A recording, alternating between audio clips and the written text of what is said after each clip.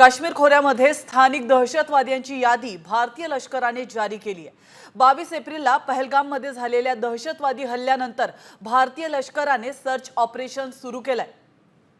काश्मीर खोऱ्यामध्ये 14 दहशतवादी सक्रिय असल्याची माहिती समोर येते, तर सोपोरमध्ये लष्कराचा एक स्थानिक दहशतवादी सक्रिय आहे, तर अवंतीपुरामध्ये जैश ए मोहम्मदचा दहशतवादी सक्रिय असल्याची माहिती समोर आली आहे। याशिवाय पुलवामामध्ये लष्कर आणि जैशच्या प्रत्येकी 2 दहशतवादी लपल्याची देखील माहिती समोर आली आहे।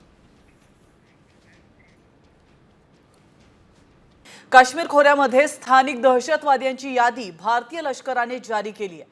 22 एप्रिलला पहलगाममध्ये झालेल्या दहशतवादी हल्ल्यानंतर भारतीय लष्कराने सर्च ऑपरेशन सुरू केलंय।